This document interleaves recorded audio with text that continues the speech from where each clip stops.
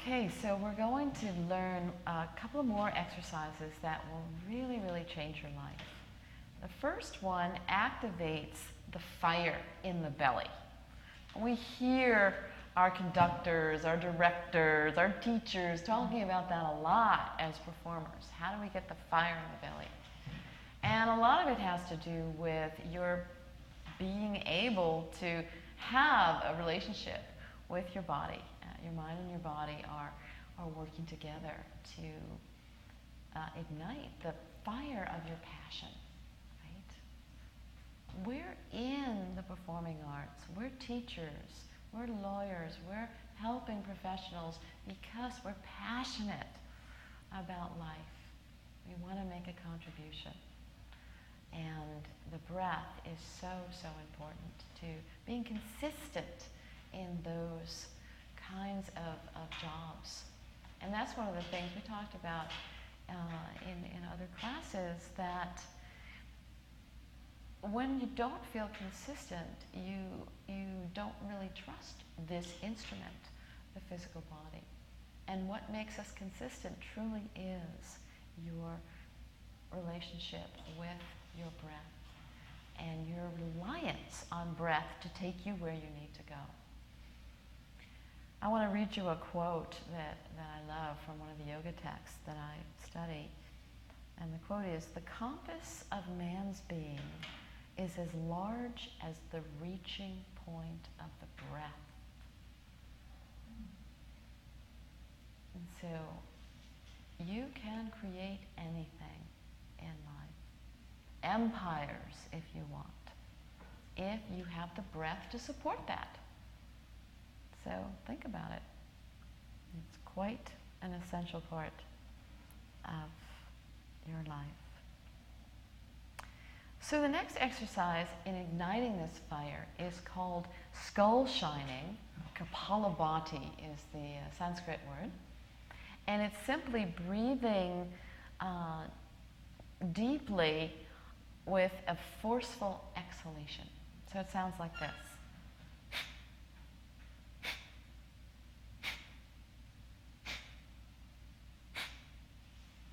So I always think of it as like there's like a little gong in your abdomen, and when you breathe out, you're kind of gonging it with a mallet. So let's give that a try. So you breathe in,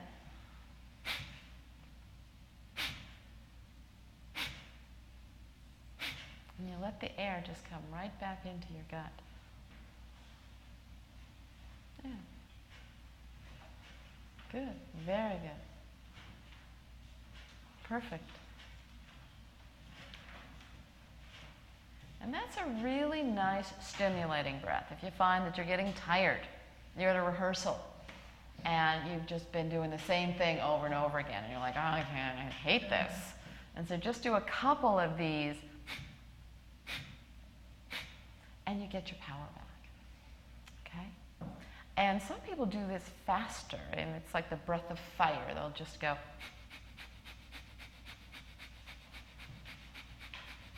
And that creates heat.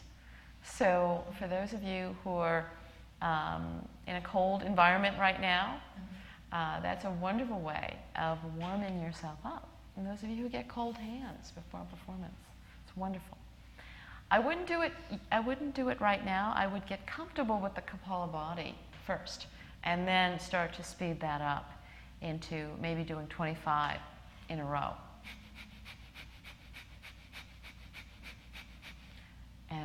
And then you might want to go to 50, even 100.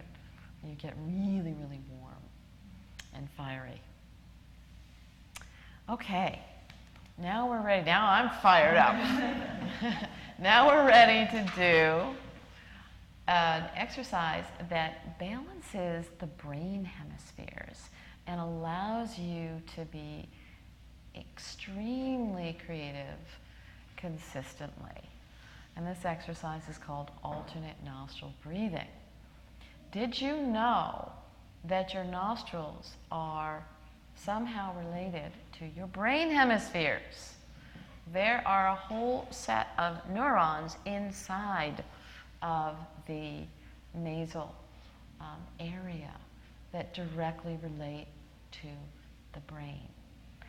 And that there is a shifting of dominance of one nostril to the other throughout the day at regular intervals.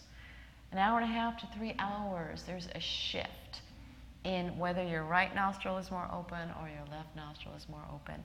And that actually is demonstrating a shift in your brain capacity, right? You know about the brain divided into two halves, the left hemisphere, the right hemisphere, and both have very specific functions. The left hemisphere is associated more with linear thinking, with doing, with analytical thought, with language. The right hemisphere is more related to more of an emotional, global, receptive way of taking in the world. It is often associated with our creative primary process thinking, the imagination, that kind of thing. And we can't really exist in one or the other for long, long periods of time because we'd be out of balance. Can you imagine? Just thinking from, say, 9 in the morning to 5 in the afternoon.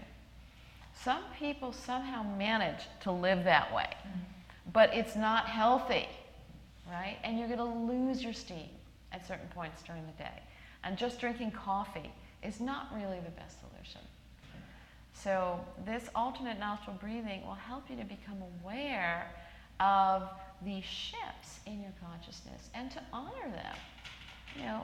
We shift from doing to being for a very good reason, because the body needs to take a rest, and it needs to integrate the learning or the doing behavior that we've been involved in for the last couple of hours. We need time to let that become a part of us, to make connections from things maybe that we learned yesterday with the new things that we're learning today. And in those moments of rest, things come together and we have these aha experiences. So we truly need that shifting throughout the day.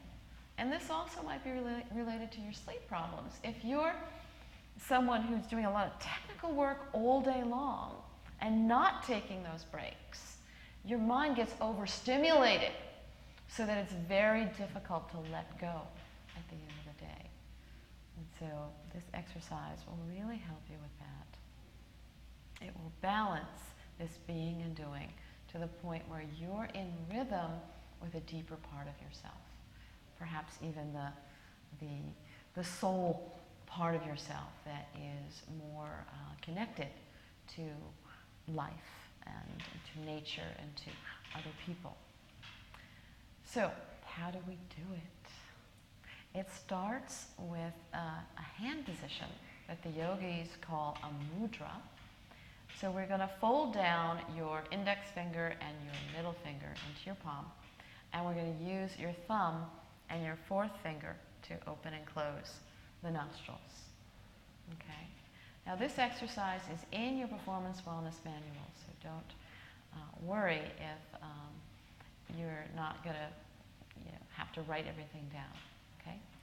So I'm going to guide you through this, and then we'll talk a little bit more about the value of this exercise. So let's start by just checking out which of your nostrils is more active right now.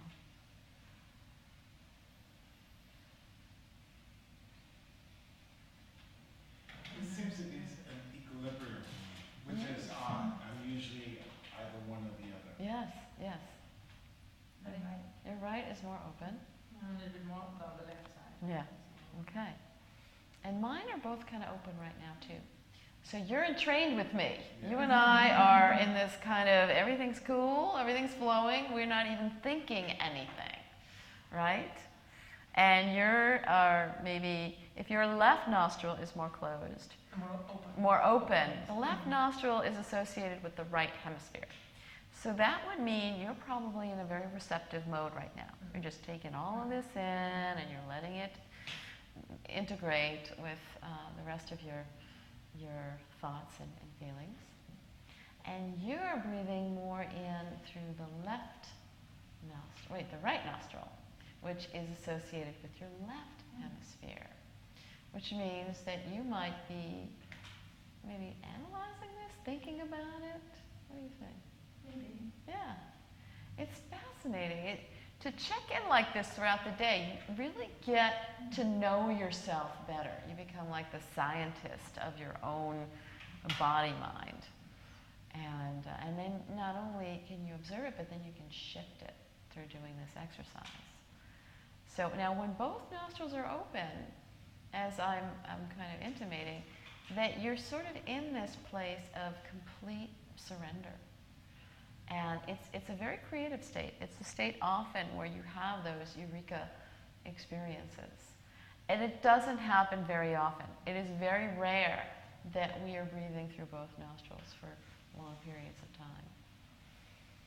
So let's get our hand position back. Your second finger, middle finger are folded into your palm. And let's just pick a nostril to start with. Usually you want to breathe out of the nostril that is more blocked. So let's just arbitrarily say that we're going to be breathing out through the left, breathing into the right, breathing out through the left, in through the right, out through the left, in through the right. Now we're going to switch out through the right, in through the left, out through the right, in through the left, out through the right, in through the left. Now switch again, out through the left, in through the right, out through the left, in through the right, and out through the left, in through the right,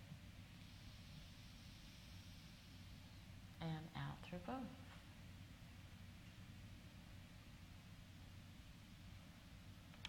You have now completed one round of alternate nostril breathing. So what was that like for you? It felt very centering, and also the color seemed brighter in the room. Mm-hmm. Absolutely. Yeah, you really are present with your whole self after doing alternate nostril. And I got a slight buzz from it, Yeah. you know, just a sense of well-being. You know what? That buzz is who you are. And unfortunately, we don't let ourselves feel the joy and the vitality of being alive because the mind gets in the way. And it has so many prerequisites to getting through our day. And it really destroys the moment. So, you know, what you're really getting at is that any of these breathing exercises are going to bring you back to the present moment, which is where we need to be at our fullest, to be at our best, right? Claire, what was that like for you? I feel like I just woke up from a nap. Clear, right? We want to clear the mind as much as possible. And this is great for students, those of you who have like midterms or finals, you've got like 5 papers to do, and you're cramming. Take a breathing break. Do this whole series, diaphragmatic breathing, even breathing, the Kapalabhati, the alternate nostril. How long does it take? 5 minutes at the most. And then you can go back to your work, fully engaged in the moment, and not like begrudging, feeling sick, needing to eat another box of donuts in order to keep yourself awake, right? Remember that in college, those donuts and coffee? Good Lord. You know, it seems that we take a lot of our autonomic system for granted. Mm-hmm. I also noticed with eye strain from working on the computer, and my optometrist said, you've got to remember to blink. He said, how often are you staring at the screen for long periods of time without blinking? So that's not good for your eyes. We're not breathing because we're working on something intently or we're doing something physical that's getting in the way of it. And we're like, oh, you know what? I breathe automatically, so I don't have to pay attention to that. But when you take the time to do it, you see the benefits. You feel more relaxed. You feel centered. You feel more creative. So we actually do have to be active partners in that process. Thank you for saying that. Absolutely. And you know, bringing it back to performance, the hours and hours and hours we spend alone rehearsing, you know, those periods can be cut in half if you're mindful, you know, if you're fully present. And then you have that other half, chunk of time to have fun, to be creative, to take a nap, to do things that are good for you, eat something. A lot of people starve themselves, too, throughout the day. I don't have time to eat. Well, we need to eat. So, there's one last exercise that is really quite profound in dealing with symptoms of chronic anxiety. There are people that are anxious all the time. And it's actually, we can call it hypervigilant, right? Any of you watching this, are you aware that it's really hard to relax? I always feel like there's some part of me that's kind of like bracing for something, like the other shoe to fall or something, for somebody who's going to yell at me, or somebody who's going to, you know, surprise me from behind and kind of, you know, jump on me or something. You know, so it's all in the imagination, but it's still hard. The nervous system, if we were shocked as a kid, either by yelling or hitting or bullying or whatever, an accident or something like that, the nervous system is affected permanently. The nervous system of a traumatized person looks and functions differently from those people who haven't been traumatized. The traumatized person is always a bit engaged with fight or flight. And so this next exercise is one that will help to retrain the nervous system so that the nervous system starts to go back to that place of rest and trust, and I'm okay, and no one is going to, you know, yell or hurt me, and if they do, I can still stay centered in my diaphragmatic breathing. And this is actually an exercise that involves sound. So it starts with making a low tone and then inhaling with a higher tone. And that's pretty freaky for most people, because we, in this culture, we do not breathe in and make sound. Although I've heard it in African cultures, in Scandinavian cultures, that people actually make a sound on the inhalation. So how do we make a sound on the in-breath? Okay? One way to start is to make an awe sound. So I'm breathing in. Good. Now see if you can connect that with your vocal cord. It doesn't seem to be engaging. Okay. It's harder for men because that higher pitch is really your falsetto. So imagine just for a second that you're going to be singing in a falsetto sound. You know, and I used to have a very good falsetto voice, but I haven't exercised it in so many years. Right. That it doesn't sound like it used to when I was a teenager. Yeah. I Okay. can't engage. So the sound isn't there right now, but you can certainly breathe in. You want to feel the breath moving in this part of your body. So if you don't get a sound, that's fine. So basically, let me demonstrate it. So we're breathing out.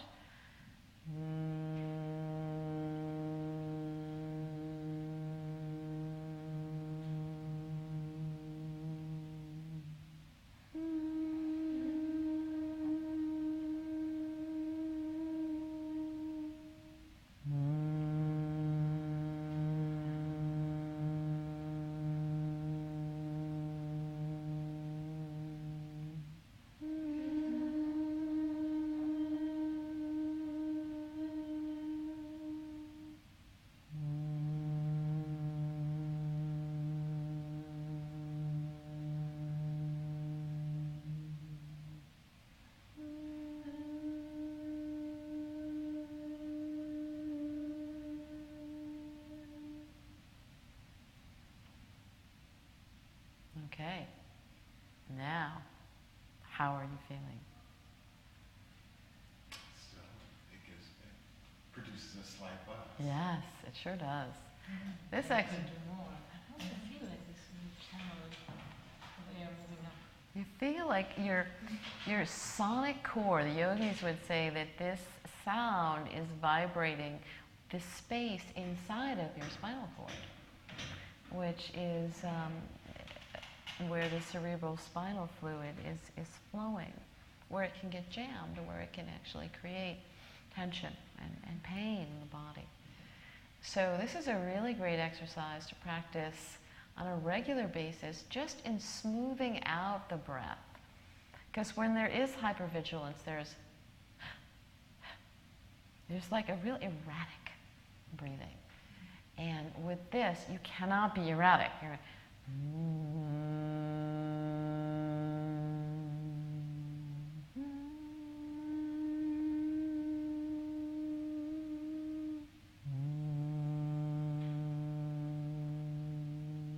it's like training the nervous system to relax from the inside out.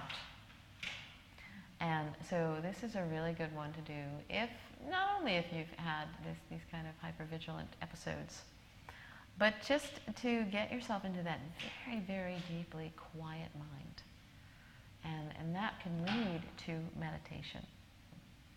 And meditation is a wonderful tool for stress reduction and also for developing the witnessing stance that I am not my mind, I am not my thoughts, I am not my body, I am not my feelings, right? I am that is the observer of these things, right? If you were your body, you wouldn't be able to act on your body, right?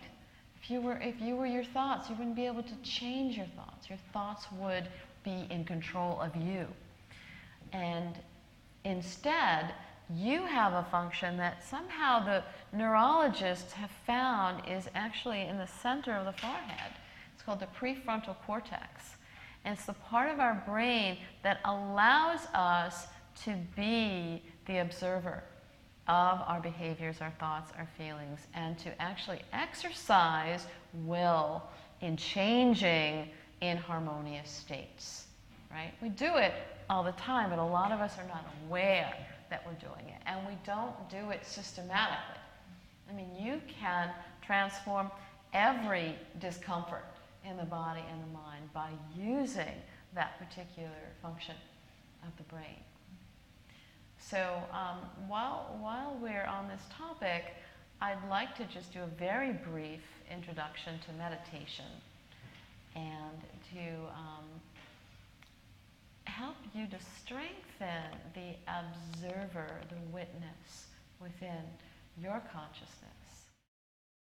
Okay, so after doing our series of breathing exercises, we are ready to practice the art of meditation. Meditation is not religious, it's not necessarily spiritual. It is a way of gaining control over the mind and the body and the emotions. And it requires activating a part of the brain that often is very undeveloped in most people. And that's called the prefrontal cortex.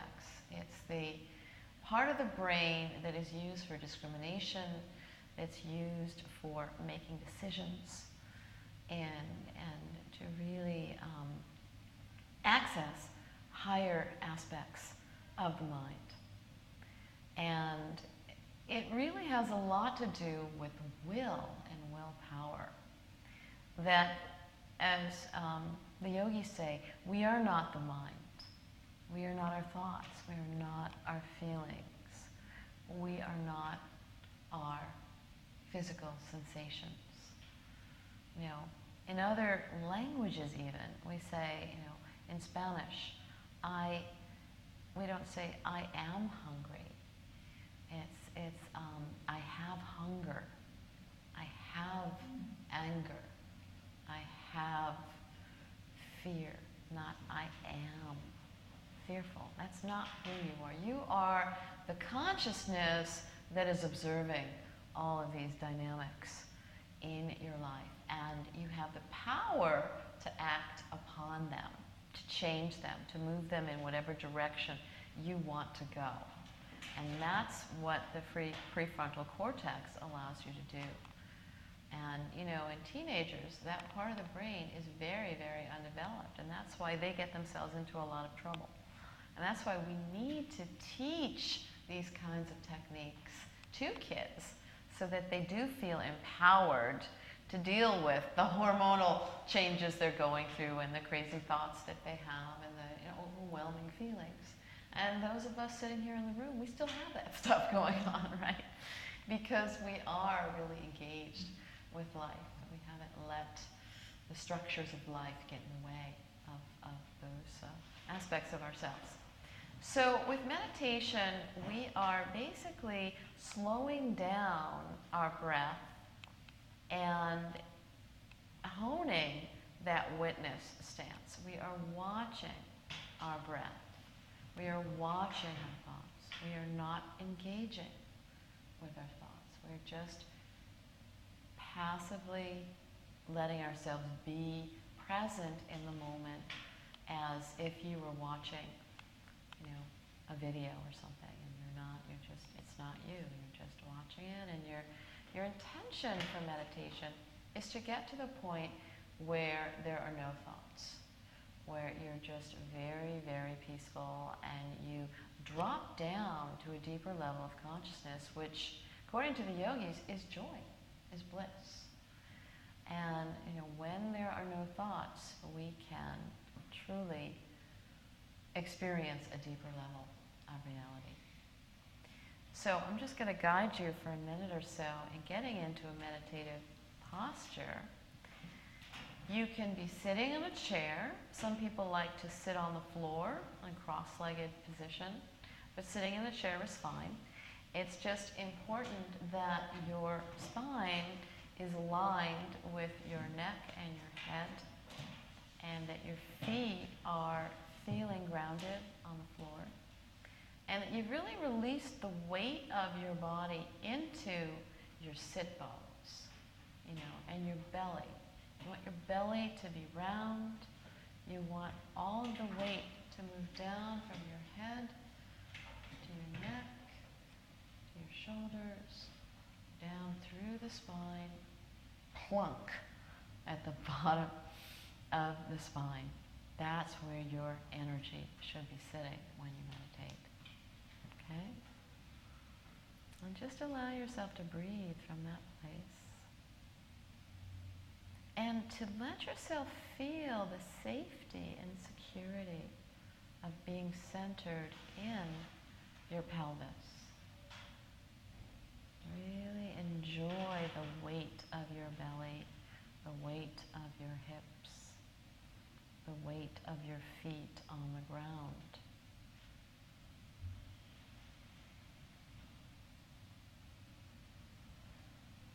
And the attitude that you have for meditation is so important. It's not about, I have to do my meditation for 20 minutes. Okay, I'm going to, try not to think for 20 minutes. That's not what it's about. It's about, I'm giving myself 1 minute of ecstasy right now. I'm going to let myself relax and enjoy being alive. Right? That's really what it's all about. And I'm training my mind not to be so scattered. So the best way to start, now that you're in a good relaxed position, you might want to put your hands on your knees. You might want to put them in a little position where you're touching your thumb to your second finger. That creates a little bit more focus. You might have your palms up. It's really up to you, whatever position feels comfortable for you. So you've engaged your diaphragmatic breathing, feeling that balloon inflating and deflating.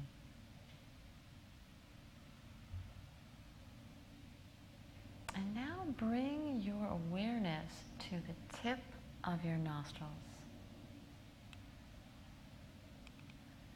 to the point where you can actually feel the air coming in.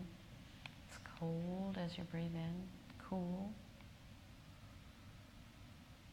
And when you exhale, it becomes warm.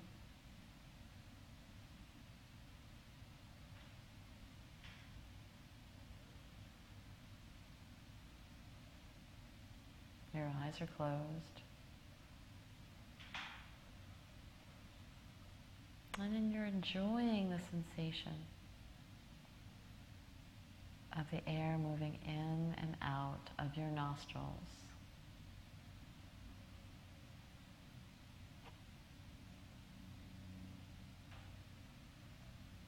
And if thoughts emerge, simply bring your focus back to your breathing.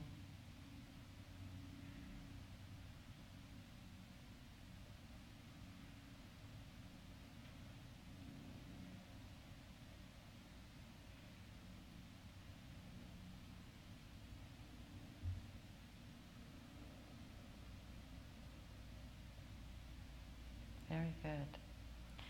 And one last thing, as you're breathing in and out through your nostrils, you might want to raise your awareness up to the center of your forehead. Some people call it your third eye. And see if you can breathe in and out of that part of your face.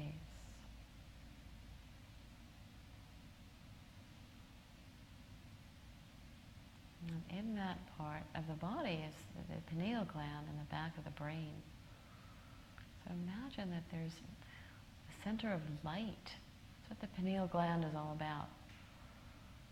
It helps us to process the world through light. And just imagine that as you're breathing in and out of your nostrils, you are engaging with that light in the center of your brain.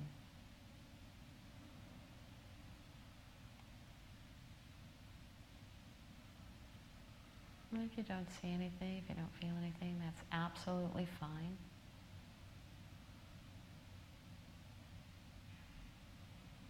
Just allow it to happen.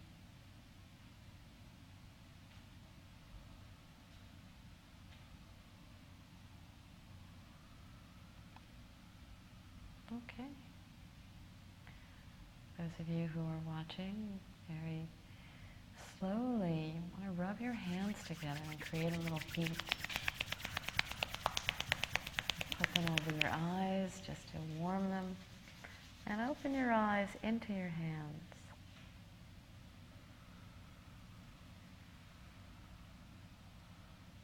So you're re-entering into the world.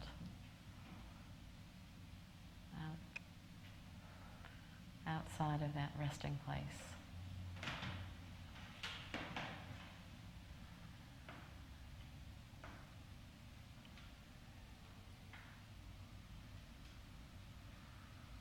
Okay, very nice. So it seems like you guys went very deep in that short period of time. I could kind of sense a real shift. How about you out there? Did you feel a shift? It might be hard to do this while you're watching a video, so this would be a great exercise to do maybe when you wake up in the morning or before getting ready for bed. Give yourself that time of deep mental training and relaxation. Anybody want to share anything about that experience? Well, it's just relaxing. I'm thinking that, I need a Google app for that to remind me to do it during the day. I love it. I love it. Okay, you know what? Time to breathe. Wow, I think that's fabulous. Why don't you make one? You have the skill to do that. Anybody else? Yeah, it really brought me to the place of the observer. And it was so clear that feeling of the observer and then thoughts that would appear, and that there is the part that observes and the thoughts, and that usually when we're in the everyday activities, we don't have that. There is no, you're in it. We're in it. So it was when you go like a layer deeper of discovering, of having an experience, it was lovely. That's great. That's great. Yeah, this is a great exercise to practice. We don't do meditation. We practice meditation, and each time you do it, it's a different story. Sometimes you can go straight to that very blissful, light-filled place. Other times, you're just observing thoughts for 5 minutes, and then you stop, and that's what you did. That was your practice. You observed your thoughts, and there's no right way of doing meditation. Meditation is a practice, and the more you do it, the more facility you'll have in it. Well, thank you very much for meditating with us, with me, and I hope that you will start to create a routine. Those of you who are watching, the most important thing is to practice and to use your home practice chart to record the changes in your stress levels before and after doing these exercises. So a nice routine that you can do on a daily basis, and hopefully you can do it twice a day, would be to do your diaphragmatic breathing for maybe a couple of minutes, followed by the even breathing, doing your alternate nostril breathing, your Brahmari exercise. I actually didn't even give it a name, but it's called Brahmari, the humming exercise. And that will lead you directly into a few minutes of meditation. And you will find with practicing this, even in a week of doing this once or twice a day, at the end of that week, you're going to feel more grounded, more mindful, and possibly even a little more joyful. By the end of a month of doing this, your life is going to change. Because your mind is going to be really holding on to that peacefulness. And it's going to make decisions that are going to be in alignment with peace as opposed to chaos. That's what happened for me when I first started learning these techniques. My life was very chaotic. And I found, without even thinking about it, that a month after I was doing these techniques, everything started to, get much more harmonic. More opportunities were coming to live a more peaceful and balanced life. It's quite remarkable. Because your thoughts create your reality. And when you become the observer and the master of your thoughts, again, you can create the kind of lifestyle that is really, really wonderful for you. So thanks for your attention and happy breathing.